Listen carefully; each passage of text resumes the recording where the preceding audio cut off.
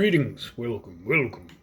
So, I've been working on a lot of things. I apologize for not getting more videos out recently, but been working on a lot of things behind the scenes. I've been doing a lot with the bitoroidal transformer, and I'll try and give an update with a little circuit modification at some point fairly soon. And then, I've been trying to do like just conventional stuff. So I have, like over here, I have what's called the Dixon charge pump for voltage multiplication, because I'm like thinking, well, if I just talk about normal stuff, maybe I'll get more people to watch the channel or something. But I'm sort of realizing I don't know if I can do that. It's I don't have any background there. I'm not any good at that anyways, and I like all the really weird stuff. So I think this is something that's extremely simple, and it's weird to me when I think about it. When I first did this and then thought about it for a while, I was scratching my head, and I have to say I'm still scratching my head today, because it is an interesting thing when you break it down. So this is, I would say, the absolutely most simple way of transforming voltage that I've ever seen, or that one might come up with. So first I'll just show it to you, and then I'll talk a little bit about why it's sort of a head scratcher. So what do we have? We have a 1000 UF cap here, and it's 2 volts, and we'll put it on this meter. So it says 1.99 volts. And then we have this other meter on this cap. So you just take a positive, you put a conducting diode into a coil, run the rest of the coil to the positive here, then you have the negative here. Now this is shorted out, and I'll disconnect the power line here. The cap is just sitting there now on its own. It's discharging. So we're at 1.97 volts. Now, instead of shorting this, when I connect this to here, the cap will discharge into here. And so that it's down to 1.95, 1.94. So they should both end up at, 1.92 volts. They'll equalize. So, wait a minute. That one went down, and this one went up to 2.2. I mean, what's going on with that? Why would it do something like that? So maybe it was because the voltage was low, and so it did something funny. So let's just turn the voltage up to 10 now, and we're going to do the same thing. I'm going to take the short off of here. I'm going to take the power off of here. We're at 10 points, dropping towards 10, and now we're at 17 volts. So that was much more dramatic. And I'll tell you, there's a 0.6 volt, drop across the diode. So when we went from 2 to 10, it becomes much more apparent that you're transforming voltage. So let's do it one more time, and this time at 20 volts. And again, all we're doing is putting a diode through a coil and then discharging it into the cap. When you discharge a cap to a cap, they're supposed to equalize. But you put that one diode in. So I've got this shorted. We're at 20 volts there. What's it gonna do? 35 volts. So you started, I should have disconnected the power. It would be the same thing if I disconnected it. So you started with this at 20 volts, and then this ended up at 35 volts. So this is really something anyone can do. I mean, you just take a capacitor and charge it, discharge it into a smaller capacitor, but discharge it through a conducting diode and then through a coil. Now, I use this big honking coil just to make the effect a little bit more dramatic. So we went from 10 volts to 17. If you just used a small, like half-pound coil, you go from like 10 to 15 or 16. It's always there. Not to get too far ahead, but everything that I've talked about previously on the channel in terms of Q factor is what's determining whether this goes from 10 to 12 volts or 10 to 19.5 volts. And so we'll talk about that in a minute. So there's really two questions. I mean, the first is what the heck's going on? And the second is, why is this sort of a strange head scratcher? So let's talk about the second question first. So what's odd to think about with this is that it's a closed system. And it's not like a transformer where you have two different coils and there's an inductive connection across space.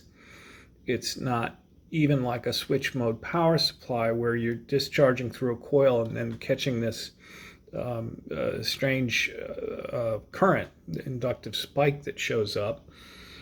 This is just discharging a cap into another, and everything is a closed loop. So in other words, there's no charge going anywhere. You know, good old Ben Franklin conservation and charge remains. The charge that starts out here ends up remaining here and here. So what becomes strange to think about is that it's a voltage difference, a potential difference that allows you to do work, right? You know, if you have two batteries both at 4 volts, you can't do anything. If you have, 8-volt battery to ground or 8-volt battery to 4-volt battery, you have a potential difference. You can do something. So here you start off and you have this at 10 volts and you shoot it into 0 volts, and you could do work. Say, you pulse a little pulse motor, make the rotor spin. And now this ends up not equalized with that, but at a higher voltage, say 17 volts. So the first thing you could think of is, well, you could take that 17 volts, now connect it right to here, and now they're both equalized, except for they're going to be distributed now across both of them, so they're both equalized to like 9.9 volts, but you get a twofer. You did the work, boom, and this is at, again, a different voltage. So to try to say that again, of why I find this so strange, is that this starts off at 10 volts, this is at 0, and you do work, you could do work, as I said, like say, using this to pulse a pulse motor or something like that, but they don't equalize at the end. And again, you're left with a potential difference, and the potential difference is what allows you to do work. So now you can do a second bit of work. And so when I first realized that, I thought, well, oh my, that's very strange. Maybe all those crackpots are really onto something. And now I've become like a crackpot. Oh yeah. All right, so let's now talk about what's going on, and can we even do more with it? Why did this cap end up with a transform voltage? And to explain that, we go back to one of the topics I've discussed a lot on here recently, which is LC tank circuits. This is an LC tank circuit. And if we remove this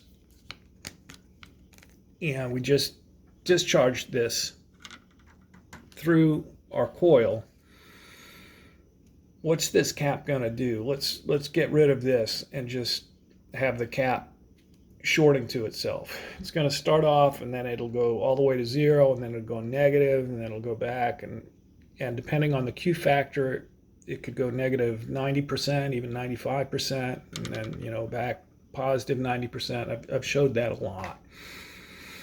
The same thing's happening here, except for things get truncated by this. But the timing is all exactly the same. So there'll be a time where, this thing will hardly discharge at all because it doesn't have time. A time where it discharges as fully as it can into here, and then a time where it discharges even more. I might not be stating that clearly, but if this was just shorting itself, it would be going negative.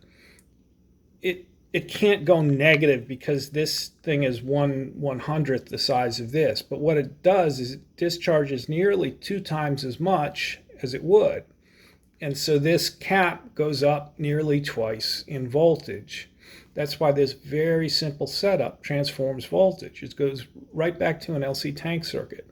But the LC tank circuit, is truncated here.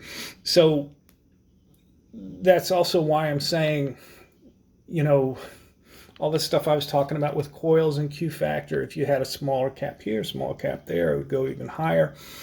And if you did it by timing, then you would get rid of the voltage drop across the diode. So where are we at now? So you have this and you discharge it, and because of the rush of current, you can use that rush of current to do some form of work. You know, as I was saying, use the magnetic field that shows up here for a pulse motor, or maybe you could even put some LEDs in here instead of this rectifying diode. Probably wouldn't work as well with LEDs, but it's a thought, or a low resistance incandescent light and get a little burst of light. And then when you finish that, you have an inequality of voltage again. And whenever there's a voltage potential, you can do work. So I was saying you would then, pulse this back and do some more work of some sort. But, then this is now going to equalize and, boom, it was fun. You got like a little twofer. But what if that doesn't have to be the case? So consider this. You took this and you pulsed it here, and instead of them both equalizing, if this started at 10, then both equalizing at, say, 9.9, this went to close to 9.8, and this went to 17, and you could get it to, say, 19.5 without that much difficulty with the timing. So now, what if when you discharge it back, you have a diode there and a coil there? Now what's going to happen? So we can use the same reasoning. Suppose this cap was just discharging across a coil. It's going to be an LC tank circuit. This will go from whatever voltage it was at, say 17, 19, and it'll want to go to like negative 19 volts. Now, if it's connected to here, which is still at like 10 volts, then it's going to want to go from 17, 19 volts to nearly zero. Now, you're not going to get it to zero unless you have a Q factor of unity, okay? But what you will be able to do is, instead of this cap discharging from 10 volts, from 17 volts, and then them both equalizing at 9, you'll be able to get this to go from 17 or 19 or 19 and a half or 19.9 volts down to 1 volt or 0.1 volts. At that point, I just short the cap. This is at 0, and then start over again. So what would happen at that point? At that point, you would have, boom, you do some work. Boom, you do some work, and you could probably get it close to going easily back to like 0.5 volts. Just short that out. So 0.5 volts. This is 1/100th the size of this. So just short that out, and that's your waste there. And then start over. And so for any sort of process where you're doing work with this coil, say you put like a big chunk of ferrite or something in there, make it an induction heater, then you're doing it just way, way, way, way more efficiently. So just to sort of explain and try to bottom line this again, you can take this from 10, and instead of them both ending at 9.9, this ends at 9.8, and let's have an idealized situation. This ends at 20. Then you take this at 20, put it back into one with 10, or it's at 9.9. This goes to 0, this goes back to 10. Now you've lost nothing. And then you just repeat, and you do all the work you want. Again, unless you have a perfect Q factor, there's going to be a little bit of loss. But, if you have it where this goes, to 0.5 and this goes back to 9.999, then you just add that in and repeat. And then again, if it's something that, there's work that can be done with that coil, then you're all set. Now, sort of the big question I have remaining, and I'll I'll do a video on this because I can't remember the answer to it. I don't think it'll work because I probably looked at it, and if it worked, I'd probably remember. But maybe I've never looked at it. Okay, so you pulse this through a coil. You use timing to get this up to 18 volts.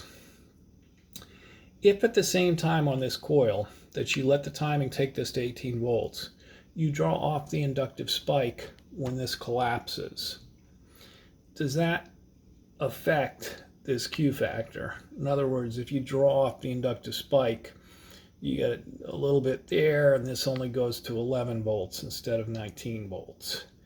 I can't remember that. I'd have to think that's the case, but it might not be. And if it's not the case, then you're all set, because then you get the inductive spike for 1/10 the cost it would normally be, and you get 2 of them. So I'll do a video on that. That'll be the next video. But that is like the simplest way I know of to transform voltage, and anyone can do it. As I said, it's a head scratcher, isn't it? So I'll try and pay more attention and do a few more videos, like hopefully more frequently and more conventional stuff. You know, like here's the Hartley oscillator. You know, here's the Cockcroft-Walton voltage multiplier. But you know where my heart is in all the bizarre stuff. and in the medical stuff, which doesn't seem to get many views, but that's where I'm probably most helpful. So I'll quiet down now, and I wish everyone health and happiness going forward. Talk to you later. Bye.